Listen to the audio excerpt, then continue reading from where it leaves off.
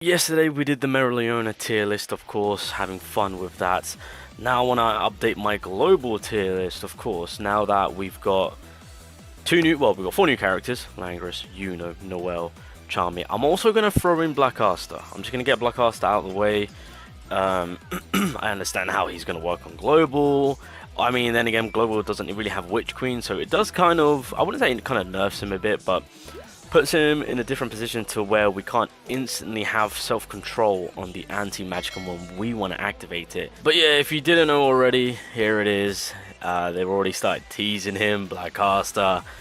On the 12th, I will start to do my videos on building him and whatnot for you guys. I'm actually going to try and make it so that we can potentially hit 6 million nuke with my Black Asta. I reckon I can achieve that, so yeah, anyway, regardless, he's been teased already, so obviously just as many have spoken and as I've previously spoken about when it came to the update, the most recent update for global, Black Asta is dropping, and they're pretty much doing what they did with Julius in Season 2 Noelle, right? Season 2 Noelle drops, 5-6 days later, Festival drops, and the exactly same thing is happening here.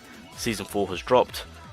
Obviously Noelle's the talk of the town with a bit of Charmy going on, and then 5-6 later Festival drops and it's Black Asta. So, but I'm not gonna lie, this image right here, this goes hard. This goes damn freaking hard. I'm gonna have to use that for my thumbnail. Anyway, let's get into the swing of things. So this is going to be the PVE global. Just quickly had to find out where I last left off with my previous tier list, but for the most part I think I'm going to keep everything the same. It'll be interesting. Well, no, I've got to also factor in Black Asta. Okay, well, we'll see what happens here. Anyway, so Langris, Yuno, Noelle, Charmy, and Asta. Okay, so for PvE side of things, Langris is going to be a beautiful. So pretty much just like where I left him on JP, I'm going to give him the S tier. Just a fantastic AoE unit, very consistent with his ultimate, and more importantly, just the AoE. Well, with the favorable damage he applies, stopping the enemy healing. Again, it's kind of unfortunate that we really haven't had a situation where this man will be picture perfect. Not that I've experienced or been in, but yeah, maybe there has been a situation on the PvE side of things and I've just not really utilized him in that sense. But regardless, no, Langris is actually a very, very solid unit with PvE side of things when it comes to also with the green typing too. Got to keep in mind with the typing that's also being used here. So yeah, a very, very solid unit in that department. Also very consistent with his crits if you build him up in that sense. That's why I absolutely adore this man. Holds a lot of power. Holds a lot of power. Yuno.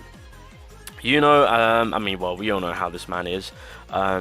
He's going to go B rank. I mean, the key thing for this man, the way he's built, it's more coming across as PvP. So, I mean, you might want to lower him a little bit more, but I'm just going to give him the benefit of the doubt. He's still usable. It's not the end of the world, so we'll give him the B side of things.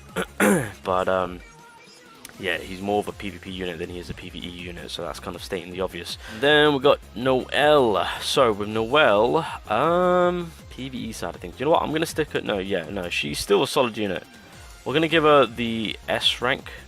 I mean, to be honest, I mean, I even used her. I mean, obviously with the reduction on the damage, building up in a tanky manner, and then goes the first skill where it just kind of casually extends the duration on debuffs. Anyway, it's kind of picture perfect on how supportive she can actually be on the PvE side of things. So she's actually a pretty solid unit.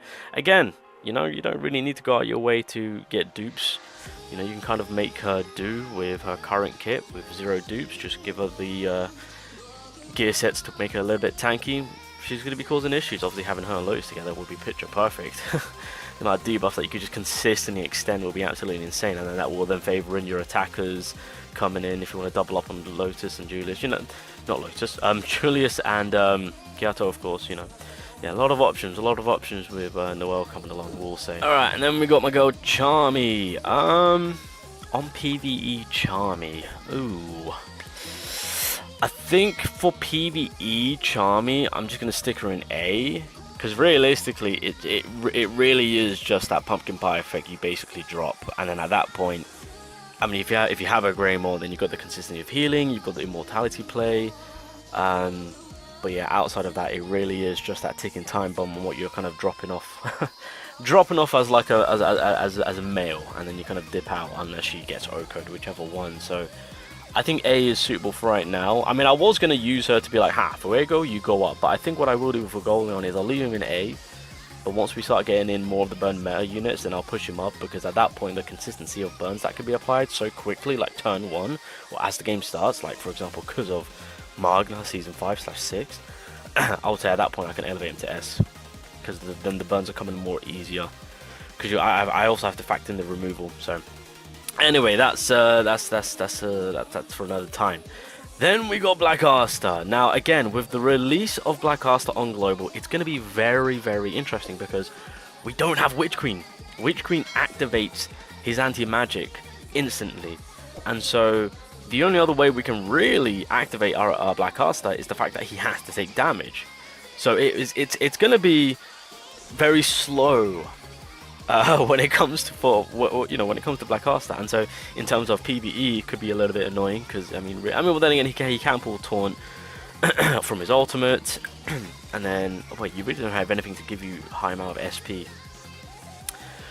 I'm kind of troubled on what I want to do with Black Asta because I know what this man is capable of, and in that sense I want to give him the high tier, but it's that freedom of not being able to trigger his anti-magic without Witch Queen kind of wants me to send him back to S tier. But if I'm going to go from his kit alone, the tank role he possesses, as well as the damage output this man can have, and from what I've experienced using my Black Asta, I'm going to put him high tier. And again, this is a maxed out Black Asta here, boys. I'm going to give him the high tier mark. The defensive role that this man possesses, got to also stop healing on his first skill. To then, if he does use his ultimate, he does goes into the anti-magic state. His first skill does give him plus 8 SP, which will then fall in line with our ultimate. Now, then again, the 40% HP is bad because it's super low. And then again, he doesn't have Witch Queen. Oh, I'm so tossed between S and SS right now. Okay, I'm just gonna put him in SS for PVE. No. I'm putting him S. It's the fact that Witch Queen ain't here. Because I'm really just focusing on the boss having to target him. And it can really screw up your team. It really can. But then again, if you do get his Greymore, if you do buff up his... Oh, well, no. If you do get his Greymore, it does buff up his second skill to give you total defense. And... Is it defense up, I think? I could be wrong. No, it's defense up, yeah. So it does help out in that department. Yeah. I think what I will do is for PvE, I'll keep him S. And the only reason I'm doing that is because we don't have any control of the anti-magic. And once we do get to the anti-magic state, he's at a vulnerable position. To where, depending on the situation, depending on the PvE boss fight, raid fight, whatever, you know, they could stack up on the debuffs. Which kind of, yes, we've got the anti-magic still in effect, but like maybe we're slowed down, maybe we're going to lose a turn, right? Maybe they're quicker. There's a lot to factor in. So the fact that we have no control of the anti-magic, I will put him in S. But just know, this man is, god damn it, he's good. Alright, I'll leave him in S. Alrighty, now it's time for the PvP tier list. Let's not waste any time. Let's dive on in. So, you know what? I'm going to get Yuno out of the way. Boom, Yuno. Obviously, he is going to be one of the main red mono units. Obviously, he is actually going to be...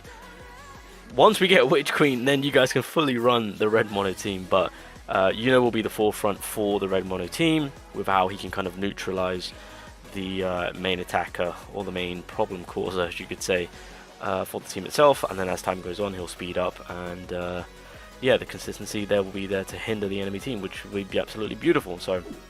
he definitely deserves the S rank, coming out of the woodwork, fighting strong. I mean, at the very beginning, he didn't exactly get too much attention, but yeah, no, he's doing absolutely wonders now for the red mono team, so that's absolutely beautiful. Langris, on PvP. The thing about Langris on PvP is, I mean, the thing about him is that the AoE power possesses, and then of course the quickness of how quickly he can get his SP, but then again, you don't have Charlotte yet to play around with. I'm like, you know what, we'll stick him in A. Not a bad unit. Actually not. No, I'm not going to put him in B. I feel like if I put him in B, that would be too harsh. I think A is pretty sufficient for this man. I'll give him the benefit of the doubt. I mean, there are key things about the man that exactly aren't favourable for PvP, but as an overall kit, with the SP that I can get back, AoE damage is very good. And then once Charlotte comes in, you can really play about with that, but you're not going to, because by the time that comes in, by the time Charlotte comes in, you never know if Anna might be making her way in, so we've got that to factor in. But alright, yeah, I think A is going to be pretty suitable. That to me kind of seems fair. I don't think he's B rank worthy. No. Well, where there's a seasonal Noelle, there's a high tier rank for her. It's kind of stating the obvious on how an amazing character the newest Noelle is, with reducing the enemy's SP. That's why I say if you can get dupes off her, especially with her Greymore, she is pretty much one of the best units to kind of hinder the enemy team. And then of course when it comes to the passive itself, it does work in your favor to kind of lessen and reduce the enemy's main attackers, you know, to get them to do 0 to no damage as well. Well, not 0 to no, but like take less damage and for them to take more damage. So yeah, Noelle in that department is actually a picture perfect debuffer. If anything, I might even bump her up and put Lotus down. If anything, that might that actually might be the case. And then we got Charmy. Oh, okay. The thing about Charmy on PvP is that she works a little bit more better than it is on PvE, in my opinion. Again, the power that she possesses can potentially OHKO an enemy, and by doing that, you actually don't apply the pumpkin pie effect. If they have immortality played, then you can apply the pumpkin pie effect and drop the enemy to 0 to no health, and that way, technically speaking, it's a free kill after, while the pumpkin pie effect is making its way around. Burns are being applied too, so that's going to be absolutely picture perfect for my boy Fuego. So I think for Charmy right now, I'm going to stick her in A. I'm going to stick her in A for right now, and then... Oh, wait, her Greymore. Wait, I completely forgot she can stun too. You know what? S. I completely forgot she stuns. I kind of want to keep her in A, and then when Magna drops, then push her to S, because that is going to be disgusting with those two. Yeah. No, we'll keep her in S. I'll keep her there next time round when Magna drops too. I think that's fair and justifiable. Okay, and then the last one is Black Asta. Again, we are in that sticky situation. With not having Witch Queen really does put things in such a difficult manner for Global, because this man is SS worthy. I don't care what anyone says. I love this character. Black Asta is just an absolute monster. But the fact that you have no control over his anti-magic does make things a little bit more difficult, because at that point you have to work towards him having to lose that 40%.